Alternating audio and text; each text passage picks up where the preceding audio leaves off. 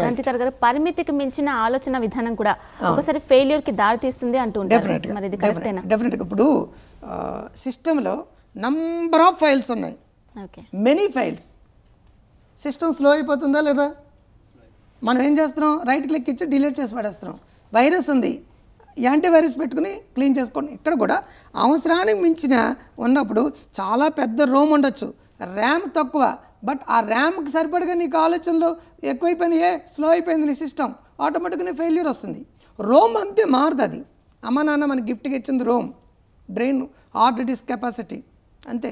ర్యామ్ను నువ్వు మార్చుకోవచ్చు. ఆ ర్యామ్ ఏంటంటే స్కిల్స్ డెవలప్ చేసుకోవడం ద్వారా స్పీడ్ని పెంచుకోవచ్చు. అనవసరమైన ఆలోచనలు చెత్తను తీసేయడం అంటే అనవసరమైన ప్రోగ్రామ్స్ని సిస్టమ్ నుంచి కంప్యూటర్ నుంచి డిలీట్ చేయడం. నీకు ఏది చెత్త ఉందో ఆ చెత్తను గుర్తించు, తీసే, నీలో స్పీడ్ పెరుగుతుంది. Good morning sir. Good morning. నా పేరు ఋషి. ఓకే. ఇప్పుడు పాజిటివ్ థాట్స్ అంటారు కదా, అసలు పాజిటివ్ థాట్స్ అంటే ఏమిటి? ఓకే. అసలు ఈ పాజిటివ్ థాట్స్ని ఏ విధంగా బిల్డప్ చేసుకోవాలి? Okay, right. ఒకటండి, నీకు వ్యతిరేకంగా వచ్చే ఆలోచన నెగిటివ్ థాట్, నీకు అనుకూలంగా వచ్చే thought positive thought.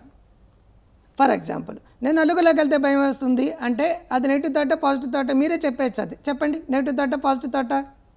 Negative thought. నేను నలుగురిలోకి వెళ్ళి కొలితే ధైర్యం పెరుగుతుంది. Is it positive or negative?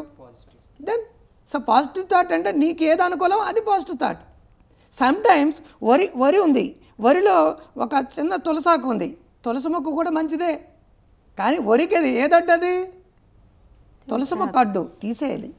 అంచేత ఒక్కొక్కసారి పాజిటివ్ థాట్స్ కూడా సమ్టైమ్స్ అవి నెగిటివ్ థాట్స్ కింద వస్తాయి.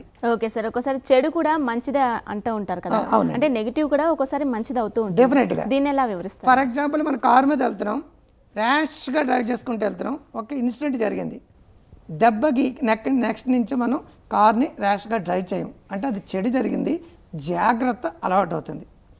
సో సందర్భాలను బట్టి ఒకసారి మంచి కూడా చెడు అవ్వచ్చు, చెడు కూడా మంచి అవ్వచ్చు. That is nothing but depend upon situation. It vary from situation to situation.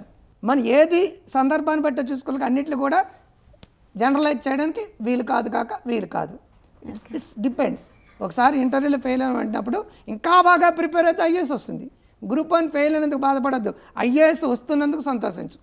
అంటే అయిపోయిన దాని గురించి మర్చిపోయి ఇంకా పాజిటివ్ బిల్డప్ చేయాలి. జరిగింది ఏదో జరిగింది, పాస్ట్ ఈజ్ పాస్ట్, జరిగిందంతా మన మంచిగా. Past is history, future is mystery, present is gift. Okay. So ఎప్పుడు కూడా మనం ఎప్పుడు ఏం చేస్తాం అంటే you're dissatisfied with the past, గతం గురించి అసంతృప్తి ఉంటాం, ఫియర్ అబౌట్ ఫ్యూచర్, రేపటి గురించి బాధపడుతూనే ఉంటాం, ఈ రోజంతా నాశనం చేసుకుంటూనే ఉంటాం. So dissatisfaction of the past leads to distaste of the present. ఈరోజు రుచి పచ్చి లేని జీవితం మారిపోతుంది. Distaste of the present leads to distrust of the future. రేపటి మీద అపనమ్మకం. అపనమ్మకం అంటే ఏంటి? ఇన్సెక్యూరిటీ ఫీలింగ్, అభద్రతాభావం కారణం నీ గతం పట్ల అసంతృప్తి. నీకు అసంతృప్తి ఉంది కాబట్టి ఈరోజు టేస్ట్ లేదు, రుచి లేదు, డిస్టేస్ట్. ఈరోజు రుచి పచ్చి లేకుండా జీవితం గడిపిన వాళ్ళందరికీ ఫ్యూచర్లో ఏమొస్తుంది? డిస్ట్రస్ట్, అపనమ్మకం వస్తుంది. కాబట్టి ఇది కూడా ఆలోచించి వచ్చింది. కాబట్టి ఆలోచనలు మార్చుకున్న వాళ్ళకే మంచి జీవితం వస్తుంది, ఆలోచనలు బాగాలేకపోతే చెడు జీవితం వస్తుంది. అంతా ఎక్కడ ఉంది? Just thought. Okay. Okay Krantikari గారు, ఇంకో క్వశ్చన్ అడుగుతారు. ఓకే. Good morning. నా పేరు సతీష్. మనం చూస్తున్న జీవితంలో సమాజంలో కొంతమంది మాత్రమే సక్సెస్ అవుతున్నారు, మిగతా మంది ఫెయిల్ అవుతున్నారు. దానికి కారణం ఏమేమింటుంది సార్? ఇక్కడే మనం మర్చిపోయేది, కొంతమంది ఎలా ఆలోచిస్తున్నారు? ఐ కెన్ అనుకుంటున్నారు, ఐ కాంట్ అనుకుంటున్నారు. ఐ కాంట్ అన్నారంటే కంఠం దాకంటే పేక లోతు మునిగిపోతాం. Can't cans create success, can'ts creates failure అంటారు. కెన్ అనుకున్న వాళ్ళు 87% సక్సెస్ ఆటోమేటిక్గా ఆ రోజే వచ్చేస్తుందట. కాంట్ అనుకున్న వాళ్ళకి వచ్చే సక్సెస్ ఓన్లీ 13%. కాంట్ అనుకుంటే కూడా కష్టపడే వాళ్ళు ఎంతోమంది మనకు తెలుసు. వాళ్ళు అనుకుంటారు నాకు రావు కానీ ఎక్కువ కష్టపడతారు, వాళ్ళకి వచ్చే సక్సెస్ రేట్ 13%.